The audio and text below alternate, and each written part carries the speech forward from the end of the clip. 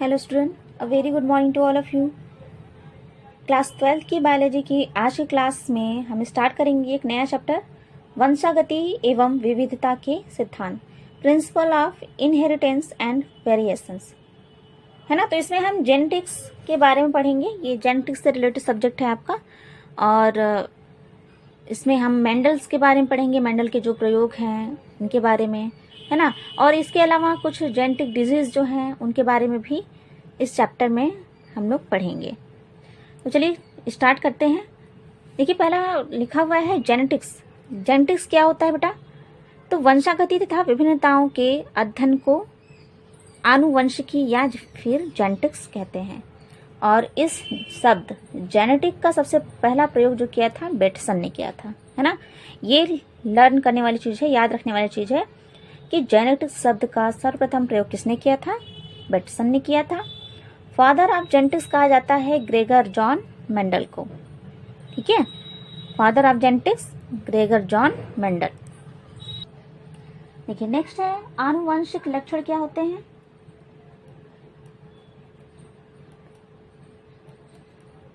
आनुवंशिक लक्षण तो ऐसे लक्षण जो पीढ़ी दर पीढ़ी स्थानांतरित होते हैं, ठीक है। पीढ़ी दर पीढ़ी स्थानांतरित होने वाले लक्षणों को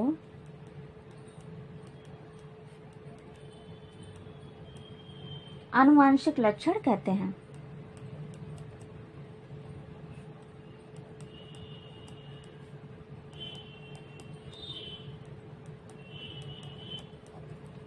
ठीक, चलिए अब नेक्स्ट है विभिन्नताएं या फिर इसे कह सकते हैं वेरिएशन।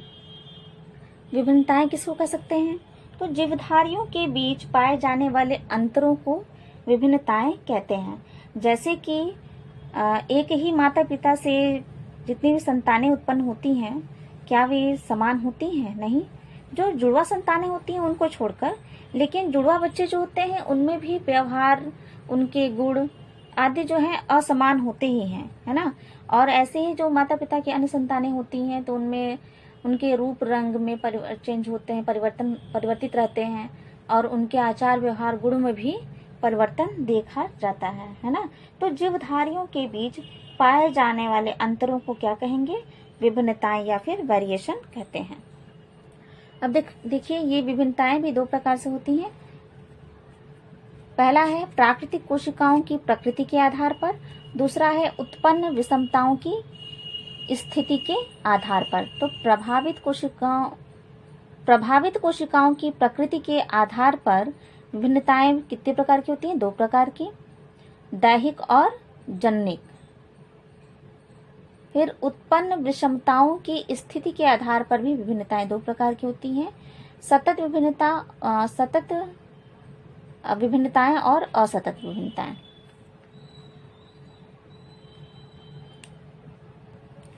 देखिए इसमें पहला जो है दैहिक विभिन्नता या फिर इसे बोलते हैं सोमैटिक वेरिएशन, कायिक विभिन्नता, ठीक है। कायिक विभिन्नता, दैहिक विभिन्नता, और इंग्लिश में से बोलेंगे सोमैटिक वेरिएशन। तो ऐसी विभिन्नताएं जो कि जंतुओं में वंशागत नहीं होती, ये विभिन्नताएं क्या होती हैं? वंशागत नहीं होती। ये वातावरण के अनुसार जीव जंतुओं को परिवर्तित कर देती हैं। वातावरण में जैसे प्रकाश हुआ, ताप, जल, वायु, ठीक है, पोषण आदि के कारण जो विभिन्न जंतुओं और पादपों में विभिन्नताएं प्राप्त होती हैं उन्हें हम कहते हैं दैहिक विभिन्नता, है ना। और जब जंतु की मृत्यु हो जाती है तो ये विभिन्नताएं भी समाप्त हो जाती हैं। यानी कि जो वातावरण के अनुसार ताप, दाब, पोषण, ठीक है, और इसके अलावा जो भी विभिन्नताएं उत्पन्न होती हैं किसी जंतु में, तो वो पीढ़ी दर पीढ़ी नहीं जाती। जैसे हो सकता है किसी जीव जंतु को जो है पोषण की कमी हो गई, भोजन की कमी हो गई, या फिर किसी बीमारी के कारण वो कमजोर हो गया, तो ऐसा नहीं है कि उसके आने वाली संतान भी पोषण की कमी हो जाए या फिर उसकी तरह वो भी कमजोर हो जाए, है ना। ऐसा नहीं है।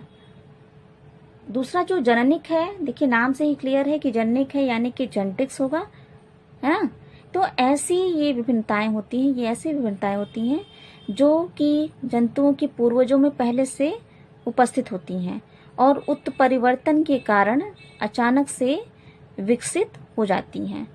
और ये जो होती हैं जनिक विभिन्नताएं जो होती हैं वो आनुवांशिक होती हैं, ये आने वाले संतानों में जा सकती हैं, यानी कि आने वाली जो पीढ़ी है इनसे ये प्रभावित हो सकती हैं। तो ये क्या होती हैं, ये वंशागत होती हैं, ये वंशागत विभिन्नताएं हैं और ये वंशागत नहीं होती है ना। ये पीढ़ी दर पीढ़ी वंशागत हो सकती है, ठीक है। ये अचानक से ही उत्पन्न हो सकती है उत्परिवर्तन के द्वारा, या फिर ये पिछली पीढ़ियों में हो, इस तरह का कोई विभिन्नताएं हो किसी जंतु में, तो वो अगली पीढ़ी में भी पाया जा सकता है। चलिए अब नेक्स्ट है उत्पन्न विषमताओं की स्थिति के आधार पर। तो उत्पन्न विषमताओं की स्थिति के आधार पर भी विभिन्नताएं दो प्रकार की होती हैं। पहला है सतत और दूसरा है असतत। अब देखिए सतत विभिन्नता क्या है। तो सतत विभिन्नताएं जो होती हैं वो एक सूक्ष्म परिवर्तन की तरह होती हैं और इन परिवर्तनों के फलस्वरूप ही जीवधारियों में बहुत कम विभिन्नताएं प्रदर्शित होती हैं, है ना। और एक साइंटिस्ट हैं जिनका नाम है डार्विन। तो डार्विन ने कहा था कि विकास तथा जातियों की उत्पत्ति के लिए ये विभिन्नताएं बहुत ही अत्यंत महत्वपूर्ण हैं, क्योंकि ये विभिन्नताएं पीढ़ी दर पीढ़ी एकत्रित होती हैं और पीढ़ी दर पीढ़ी एकत्रित होकर नई जातियों को बनाने में अपना योगदान देती हैं, है ना। अब है असतत विभिन्नताएं। तो असतत विभिन्नताएं क्या है, ये अचानक से होने वाली विभिन्नताएं होती हैं और सतत की अपेक्षा बड़ी होती हैं और स्पष्ट विभिन्नताएं होती हैं। मतलब कि सतत विभिन्नताएं जो होती हैं वो स्पष्ट रूप से नहीं होती। अभी मैंने बताया आप लोगों को सतत क्या होती है, सूक्ष्म विभिन्नताएं होती हैं, है ना, और पीढ़ी दर पीढ़ी एकत्र होती हैं डार्विन के अनुसार। असतत विभिन्नताएं क्या होती हैं, इनकी अपेक्षाकृत बड़ी और स्पष्ट विभिन्नता होती है ना। असतत क्या होती है, ये बड़ी और स्पष्ट विभिन्नताएं होती हैं और इन्हीं विभिन्नताओं को ह्यूगो डी ब्रीज ने क्या बताया, क्या नाम दिया था, उत्परिवर्तन नाम दिया था। ह्यूगो डी ब्रीज ने इन्हें उत्परिवर्तन नाम दिया था।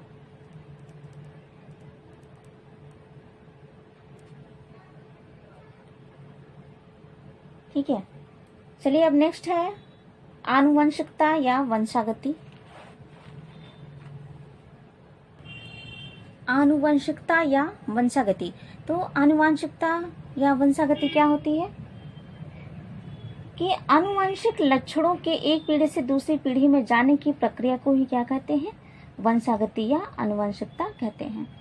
और अभी मैंने आप लोगों को बताया है ग्रेगर जॉन मेंडल को आनुवंशिकी का फादर कहा जाता है।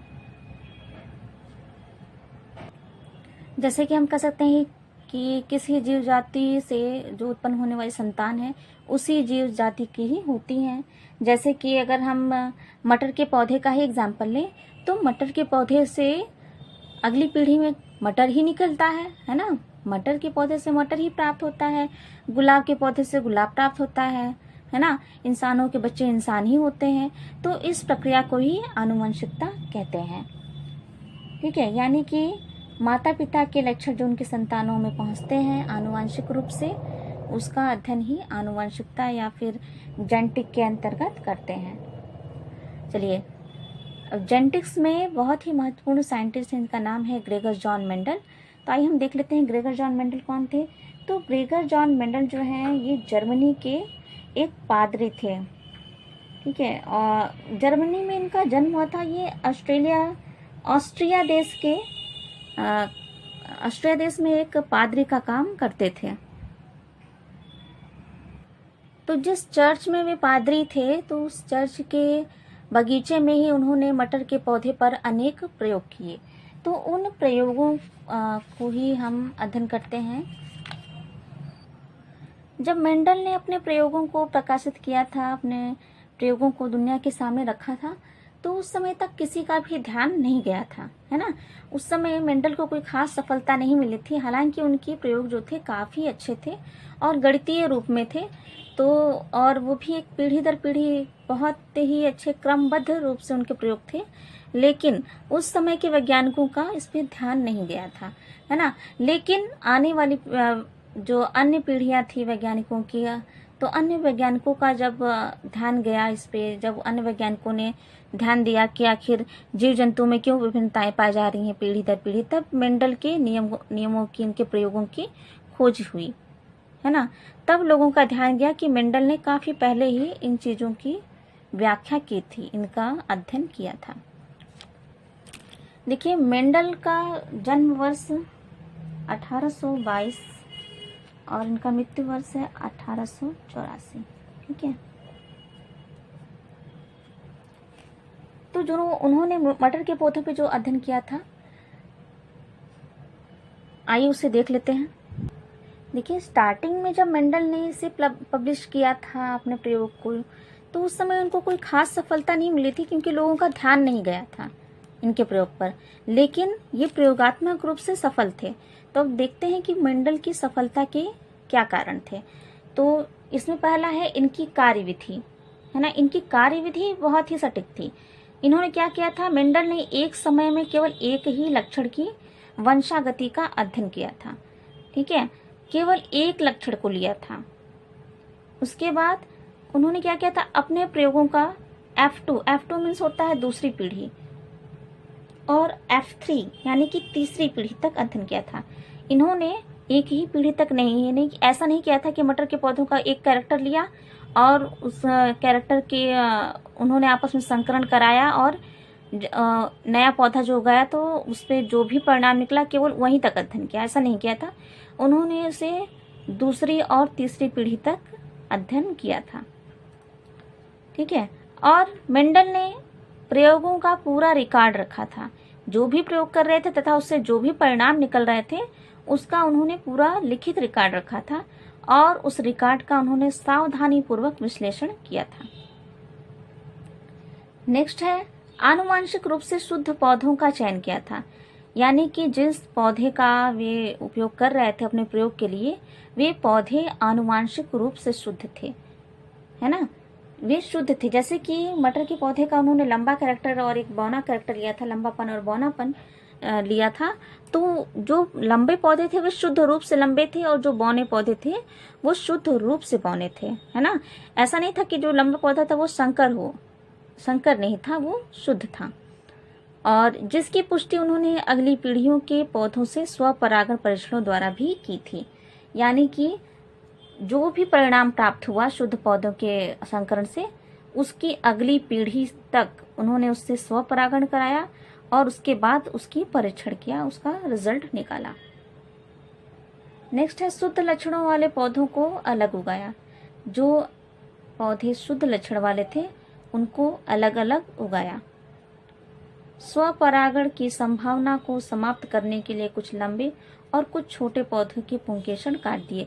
देखिए, मटर का पौधा जो होता है उसका जो फूल होता है वो बंद रहता है ना। वो फूल जो होता है एक तो उभयलिंगी होता है, यानी कि फूल का जो नर और मादा भाग जो होता है फूल एक ही फूल में होता है। तो इसलिए स्वपरागण ना हो जाए उसमें, इसलिए उन्होंने कुछ लंबे और कुछ छोटे पौधों के पुंकेसर काट दिए थे। चलिए, नेक्स्ट इनका कारण है पौधे का चुनाव। तो मेंडल ने अपने पौधे के लिए कौन सा पौधा लिया था अपने प्रयोग के लिए? मटर का, है ना। मेंडल ने अपने प्रयोग के लिए उद्यान मटर गार्डन पी का चुनाव किया था, जिसका बोटानिकल नेम है पायसम सटाइवम को चुना था, जिसके निम्न कारण थे और इसके चुनने के कारण भी उनके कई थे। देखिए, ये मटर का पौधा कैसा था? एक वर्षीय पौधा था, है ना। ये एक वर्षीय पौधा है, जिससे इसकी अनेक पीढ़ियों का अध्ययन कुछ ही समय में किया जा सकता है। अगर कोई, जरा आप ही सोचिए कि अगर कोई ऐसा पौधा लेते जो 2-3 सालों में तैयार होता, तो क्या वो इतने अच्छे से उसको उगा सकते? नहीं उगा सकते।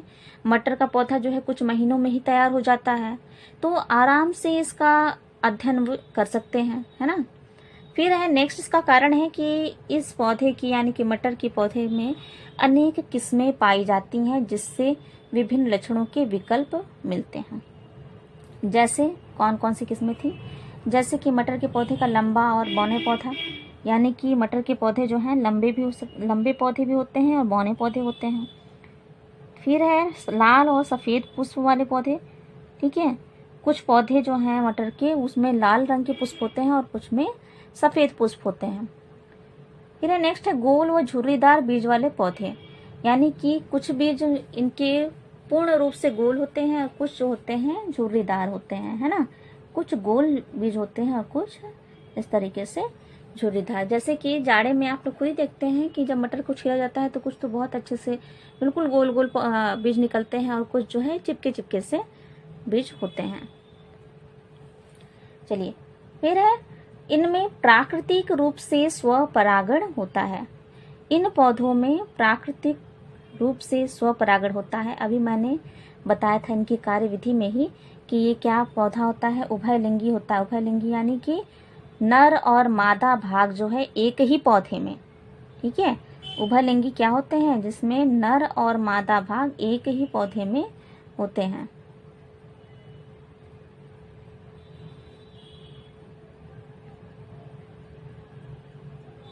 एक ही पुष्प में जब होगा तो वैसे पुष्प को क्या कहते हैं, उभयलिंगी पुष्प कहते हैं। तो इसमें प्राकृतिक रूप से स्वपरागण पाया जाता है। तो यानी स्वपरागण होता है क्योंकि उभयलिंगी होता है, ऊपर से इनके जो पुष्प होते हैं वो बंद होते हैं, है ना। तो कीट द्वारा क्या कोई, जैसे कि जब ये उगाया जा रहा है तो कोई अन्य कीट आके इनमें पर परागण नहीं कर सकता, यानी कि इनके जेनेटिक रूप से ये शुद्ध होते हैं, ठीक है। क्योंकि इनमें पर परागण इतना आसान नहीं है। कृत्रिम परागण किया जा सकता है मनुष्य के द्वारा, लेकिन कीटों के द्वारा, किसी अन्य माध्यम के द्वारा इनमें पर परागण, कृत्रिम परागण नहीं हो सकता, ठीक है। देखिए, इनके पुष्पों में कृत्रिम व पर परागण सफलतापूर्वक कराया जा सकता है। देखिए, कीटों द्वारा नहीं हो सकता है ना।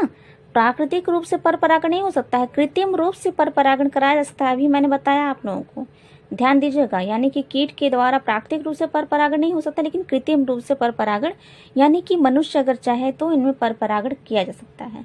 तो कृत्रिम पर परागण सफलतापूर्वक कराया जा सकता है, जिससे कि उत्पन्न पौधे कैसे होते हैं, संकर होते हैं। संकर यानी कि इनमें दूसरे कैरेक्टर भी हो सकते हैं इनके जीन में, है ना। जैसे लंबे और बौने पौधे का इन्होंने संकरण कराया था, अभी हम पढ़ेंगे, जब इनका प्रयोग पढ़ेंगे तो हम देखेंगे कि जब इन्होंने लंबे पौधे और बौने पौधे का संकरण कराया था तो जो उत्पन्न पौधे थे, कुछ पौधे तो शुद्ध थे, कुछ संकर थे। संकर यानी कि उसमें लंबापन और बौनापन दोनों कैरेक्टर था, और कुछ पौधे बौने प्राप्त हुए थे, ठीक। तो इसे हम आगे पढ़ेंगे, ठीक है। तो ये पौधे कैसे थे, संकर थे, यानी कि इनमें दोनों कैरेक्टर थे। तथा जननक्षम यानी कि ये फर्टाइल थे, यानी कि इन बीजों से भी अगली पीढ़ी में नए पौधे प्राप्त किए जा सकते थे।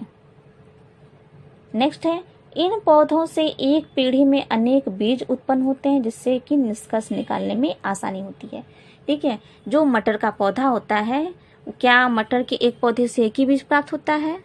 नहीं ना, अनेक बीज प्राप्त होते हैं। तो क्या है, बहुत सारे बीज प्राप्त होते हैं, तो इससे जो है अगली पीढ़ी के अनेक पौधे उगाए जा सकते हैं, ठीक है। उससे कई निष्कर्ष भी निकाले जा सकते हैं। चलिए, अब नेक्स्ट है अध्ययन के लिए तुलनात्मक लक्षणों का चयन। देखिए, ये मेंडल की सफलता का तीसरा कारण कहा जा सकता है कि इन्होंने अपने अध्ययन के लिए पौधे के तुलनात्मक लक्षणों का चयन किया था। अभी मैंने डिस्कस किया कि मेंडल ने लंबे और बौने पौधे का चयन किया था, ठीक है। यानी कि एक पौधा लंबा है, जस्ट अपोजिट दूसरा पौधा उन्होंने किस प्रकार का लिया था, बौना लिया था। इसी प्रकार से वो 6 और लक्षण ले रहे थे, और 6 लक्षणों की भी लगातार वो उन्होंने अध्ययन किया था। तो आइए देख लेते हैं वे लक्षण कौन कौन से थे। देखिए, मेंडल ने मटर के 7 जोड़ी लक्षणों का अध्ययन किया था, है ना। देखिए, जैसे पहला है तने की लंबाई। तो तने की लंबाई, लंबापन और बौनापन, यानी कि एक पौधा ऐसा लिया जिसका तना लंबा था, दूसरा बौना था। दूसरा है पुष्प की स्थिति, अक्षीय और अग्रस्थ, यानी कि एक एक एक्सिस पे पुष्प जो है लगे हुए थे, एक्सिस पे, और जो दूसरे हैं वो अग्रस्थ थे। जिसे इसको इस तरह समझ लें हम, अक्षीय यानी जैसे मान लीजिए एक पौधा है तो अक्ष पे यहाँ पे पुष्प लगे हैं, एक यहाँ पुष्प लगे हैं, ठीक है, इस प्रकार से। और जो अग्रस्त है तो यानी कि सारे पुष्प जो हैं यहाँ इस तरह से लगे हैं, केवल यहाँ पे एक यहाँ लगा है, यानी कि आगे लगा है, आगे की ओर लगा हुआ है पुष्प, है ना। तो ये अक्षीय पुष्प है, यानी कि एक्सिस पे लगा हुआ है, और ये अग्रस्त पुष्प, ठीक। इसी प्रकार से नेक्स्ट है फली का रूप, यानी कि जो फली होती है, फलियां समझ रहे होंगे आप लोग, जो मटर का फली होता है इस तरह से, यहाँ देखिए जैसे ये है, जो इसका पॉड होता है बेटा, ठीक है, इसी को आप खोल देते हैं, जब यहाँ से खोला जाता है, ठीक है, इस तरीके से होता है मटर ना। तो इसे बोलते हैं फली। इसको खोलने पर अंदर क्या होते हैं, बीज होते हैं इसमें। तो फली का भी एक प्रभावी जो कैरेक्टर था इसका चपटा, और दूसरा है संकीर्णित, यानी कि कॉन्स्ट्रक्टेड। फिर है फली का रंग, यानी वही जो पॉड है उसका रंग। प्रभावी कैरेक्टर था इसका हरा, और अप्रभावी था पीला। बीज की आकृति, यानी कि जो बीज प्राप्त हो रहे हैं उसमें भी प्रभावी कैरेक्टर है गोल, यानी कि बीज जो होंगे वो गोल होंगे, और दूसरे हैं झुर्रीदार, यानी चिपके हुए से। बीज पत्रों का रंग पीला, और अप्रभावी जो है बीज पत्र वो हरे। बीज चोल का रंग जो है वो धूसर है, और दूसरा जो है अप्रभावी वो है श्वेत।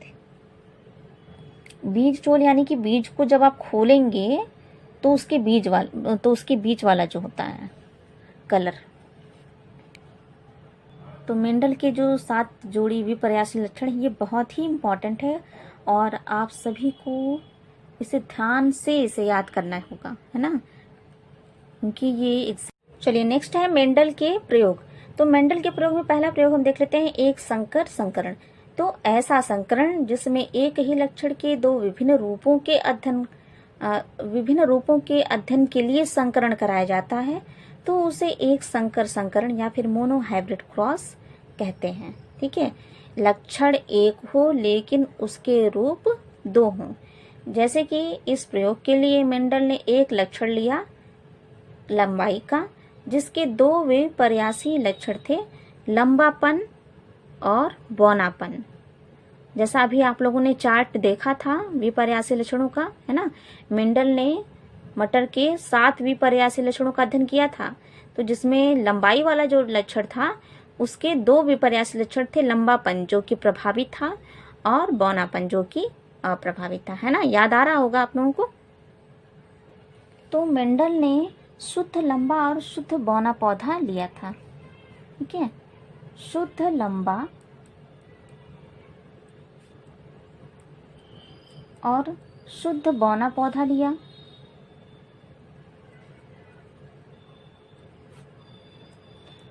और इन दोनों के बीच में संकरण कराया, क्रॉस कराया, है ना।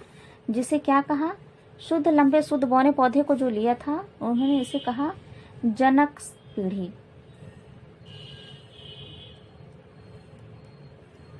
ठीक है। शुद्ध लंबे पौधे को हम कैपिटल T से शो कर सकते हैं, शुद्ध बौने को स्मॉल t से। तो जब इनमें इन्होंने संकरण कराया, अब आइए देखते हैं हम इसका क्रॉस कराते हैं। जब एक कैपिटल T यहाँ लिखा, एक स्मॉल t, है ना, फिर यहाँ पे कैपिटल T स्मॉल t,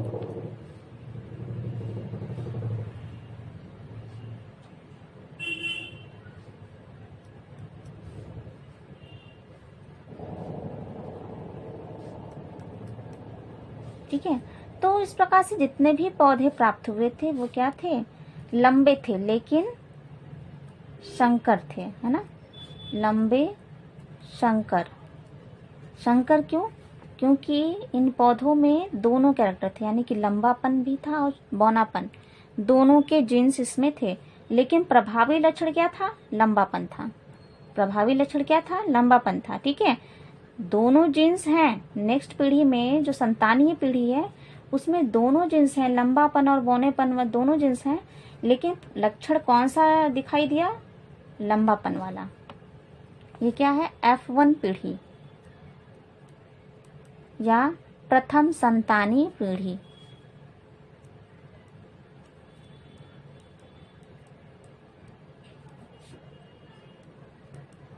ठीक है, तो जो लंबेपन और जो इस प्रकार के बौनेपन वाले कैरेक्टर मतलब कि जीन्स वाले जो पौधे प्राप्त हुए, इसमें मेंडल ने स्वपरागण होने दिया। ठीक है, जब मेंडल ने क्या कराया इनमें? स्वपरागण। तो देखते हैं क्या होता है। तो इससे हम एक चेकर बोर्ड के माध्यम समझ लेते हैं। से पुन्नेट नामक साइंटिस्ट ने इस चेकर बोर्ड की रचना की थी, मतलब की खोज की थी, इसलिए इसे बोलते हैं चेकर बोर्ड। ठीक है, पुन्नेट चेकर बोर्ड। तो इसमें जो नर युग्मक थे वो भी क्या थे? संकर थे, और मादा युग्मक थे ये भी क्या थी? संकर ही थी।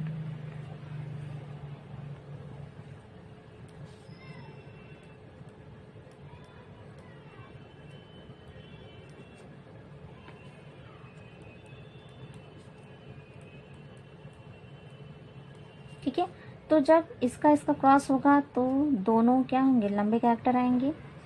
ठीक, फिर इसका जब इसके साथ संकरण कराया जाएगा इस कैरेक्टर के साथ, तो एक लंबापन आएगा और एक बौनापन आएगा। ठीक है, अब यहाँ देखिए, यहाँ पे एक बौना कैरेक्टर एक लंबा कैरेक्टर है, तो एक लंबा कैरेक्टर एक बौना कैरेक्टर आया, और इस प्रकार से यहाँ भी दोनों बौने कैरेक्टर हैं, तो दोनों बौने कैरेक्टर आ गए इसमें। ठीक है, तो इसमें देखिए जब परागण कराया गया तो इसमें 3 प्रकार के कैरेक्टर आपको दिख रहा है। एक शुद्ध लंबा है, एक शुद्ध बौना प्राप्त हुआ, और 2 क्या हुए?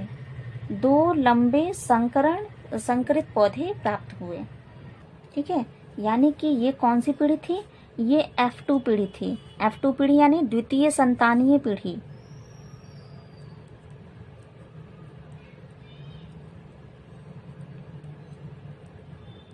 द्वितीय संतानीय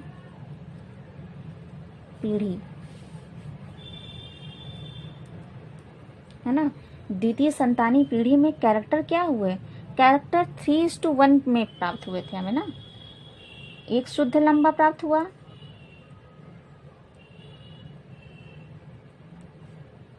दो कैसे संकर लंबे प्राप्त हुए, और एक क्या प्राप्त हुआ? शुद्ध बौना प्राप्त हुआ, है ना। देखिए, शुद्ध लंबा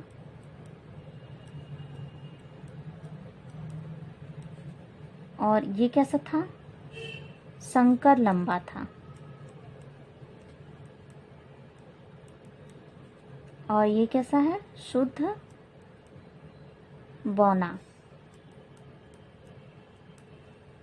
ठीक, तो यानी कि अगर हम लंबाई के बेस पे देखें, इनका फिनोटाइप रेशियो देखें, तो फिनोटाइप रेशियो इनका मिला था 3:1।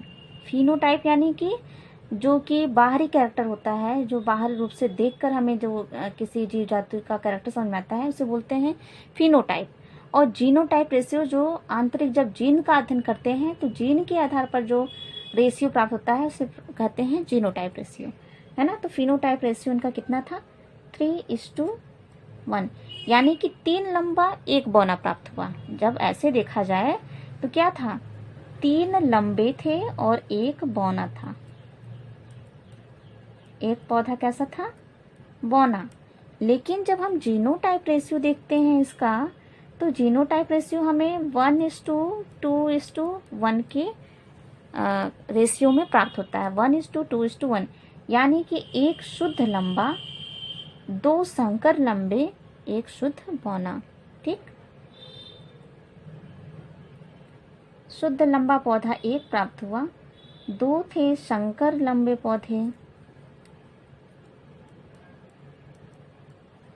और एक था शुद्ध बौना। तो F2 पीढ़ी का अनुपात क्या प्राप्त हुआ? 1:2:1। ठीक है, F2 का अनुपात है ये। ठीक, तो यहाँ पे तो हमने एक ही कैरेक्टर का अध्ययन किया है ना। यानी कि मटर के पौधे के लंबेपन का ही अध्ययन किया, लेकिन मेंडल ने इसी प्रकार से जो 6 अन्य कैरेक्टर्स थे उन सभी का उन्होंने अध्ययन किया था। तो 6 में इसी प्रकार से ही रेशियो प्राप्त हुआ था। प्रथम पीढ़ी में भी और द्वितीय पीढ़ी में इसी प्रकार से प्राप्त होता गया था।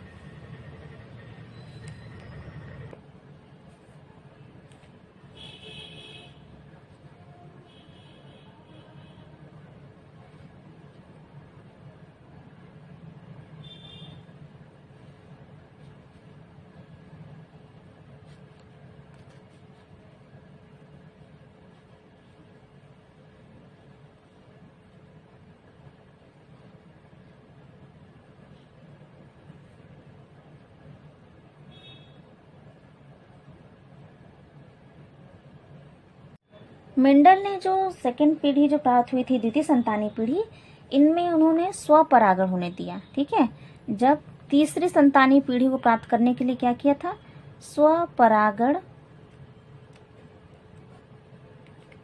ठीक है, F3 पीढ़ी के लिए इन्होंने स्वपरागण होने दिया था। तो स्वपरागण जब होने दिया था तो क्या हुआ था, शुद्ध बौने पौधे जो थे ना, तो शुद्ध बौने पौधे से क्या हुए थे, जो भी पौधे प्राप्त हुए थे तृतीय पीढ़ी में, है ना, थर्ड जनरेशन में, वे सभी क्या थे, शुद्ध बौने प्राप्त हुए, शुद्ध बौने प्राप्त हुए। जो संकर लंबे पौधे प्राप्त हुए थे, संकर लंबे पौधे से जितने पौधे प्राप्त हुए थे सब एक यही रेशियो उन्हें प्राप्त हुआ था। ठीक है, 1:2:1 का रेशियो संकर लंबे पौधों को जब बोया गया था, संकर लंबे पौधे वाले बीजों को जब बोया गया था, तो उनसे जो अनुपात प्राप्त हुआ वो यही अनुपात था, 1:2:1। यानी कि 1 अनुपात में प्राप्त हुआ था शुद्ध लंबा, 2 थे शुद्ध संकर लंबे और 1 था शुद्ध बौना प्राप्त हुआ। ठीक, लेकिन जब शुद्ध लंबा पौधा जब बोया गया तो उसमें क्या हुआ था, 1/3 जो थे, 1/3 पौधे जो थे वो शुद्ध लंबे थे